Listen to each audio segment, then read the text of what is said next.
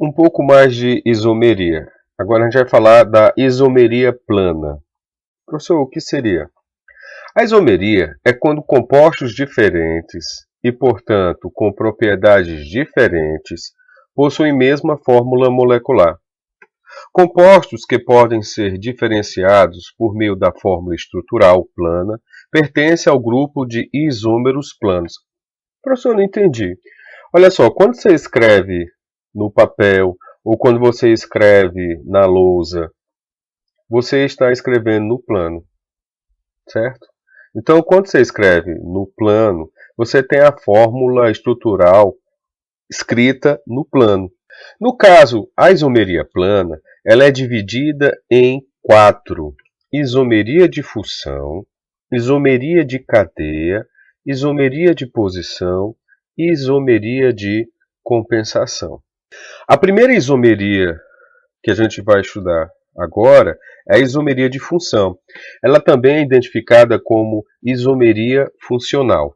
A isomeria de função ou isomeria funcional são os isômeros pertencentes a funções orgânicas diferentes. Tem uma pegadinha aí.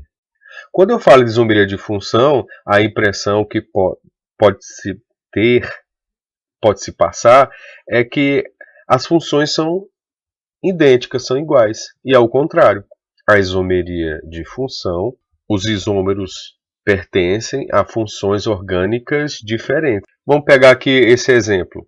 Eu tenho um álcool e eu tenho um éter. A fórmula estrutural do álcool em cima e a fórmula estrutural do éter embaixo.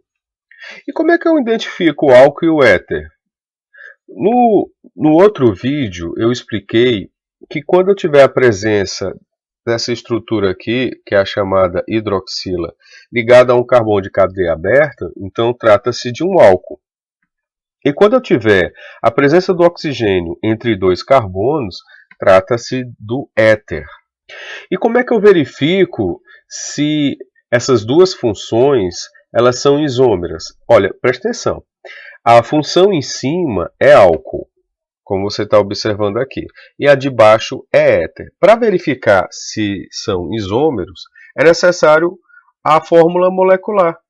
Então aqui eu tenho um carbono, dois carbonos, três carbonos, quatro carbonos. Então aqui eu coloquei o quê? C4, certo? Embaixo a mesma coisa. Olha só, eu tenho um carbono aqui, eu tenho esse carbono, 2, esse carbono aqui, ó, 4, e esse carbono aqui, ó, 5. Então eu tenho 5 carbonos.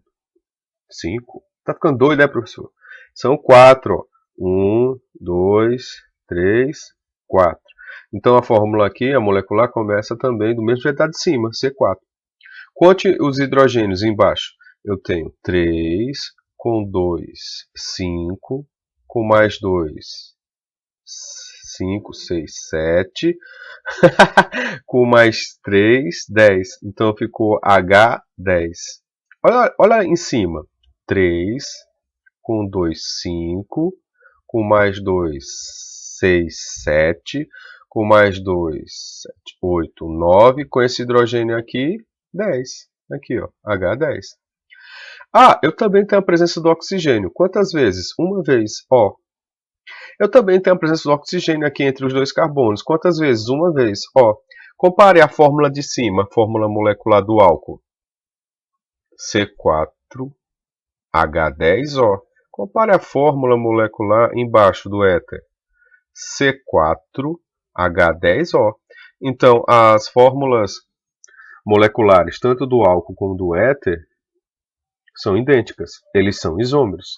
Que tipo de isomeria seria essa? Isomeria de função. Por que é isomeria de função? Porque na isomeria de função, as funções são diferentes. Em cima você tem o álcool, embaixo você tem o éter. Então, apesar de serem funções diferentes, mas a fórmula molecular são iguais, a isomeria aqui é classificada como isomeria de função, porque as funções são diferentes, apresentando a mesma fórmula molecular.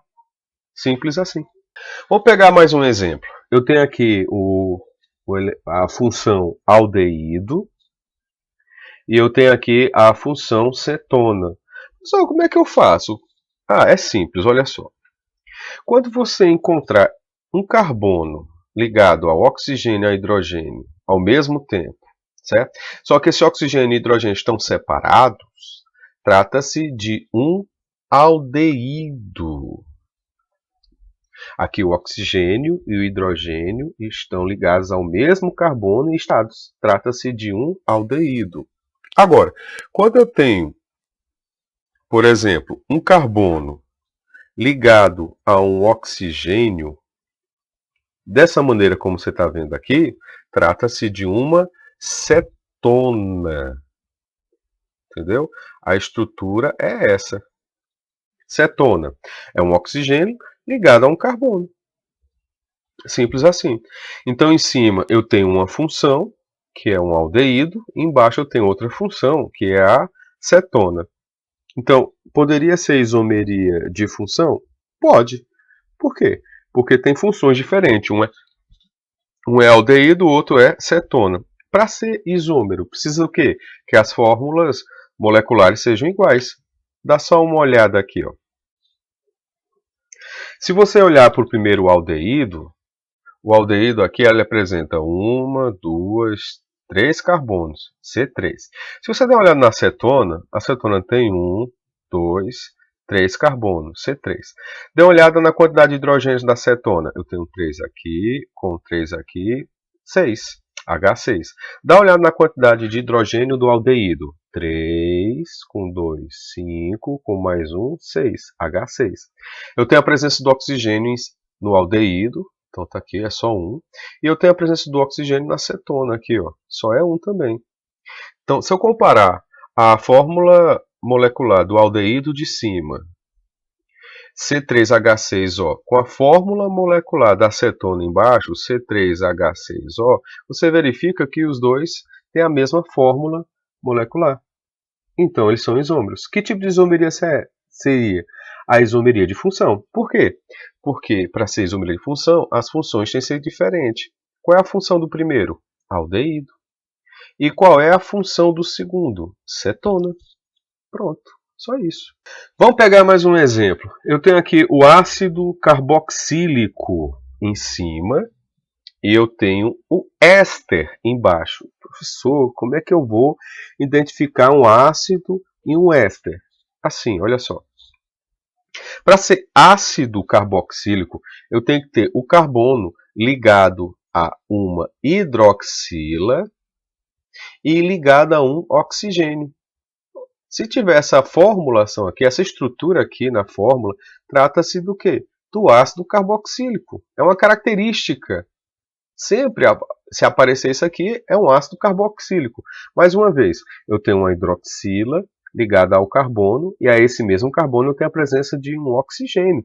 Então, eu tenho um oxigênio ligado ao carbono e a hidroxila ligada ao mesmo carbono. Trata-se do quê? Do ácido carboxílico.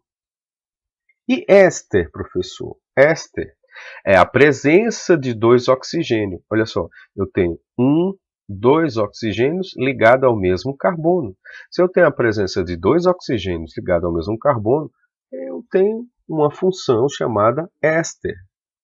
Professor, que tipo de isomeria seria? Isomeria de função. Mas por quê? Porque a função de cima é essa. Ó. É um ácido carboxílico e a função de baixo é um éster. Tem funções diferentes. Enquanto em cima é ácido, embaixo é um éster. Certo? Continuando. Para ser isômero, é necessário o quê? Que as fórmulas moleculares sejam iguais. Dá uma olhada aqui, olha só. 1 carbono, 2 carbono, 3 carbono, C3.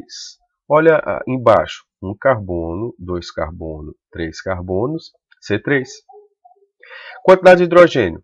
3 hidrogênios com mais 3 hidrogênios dá um total de 6 hidrogênios. Em cima, 3 hidrogênios com 2 hidrogênios, 5 com mais 1 hidrogênio, 6. Eu tenho a presença do oxigênio. Quantas vezes? 2 vezes.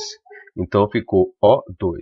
No éster embaixo, eu também tenho a presença do oxigênio. Mas quantas vezes? 2 vezes. Então ficou O2. Compare a fórmula molecular do éster. C3H6O. Compare com a fórmula molecular do ácido carboxílico, C3H6O. As fórmulas moleculares são iguais. Então eu posso dizer que o ácido carboxílico e este éster são isômeros. Que tipo de isomeria? Isomeria de função. Por que de função? Porque aqui eu tenho a presença de um ácido, que é uma função, e aqui eu tenho a presença do éster, que é outra função. Isomeria de função é quando as funções forem diferentes, mas apresentarem a mesma fórmula molecular.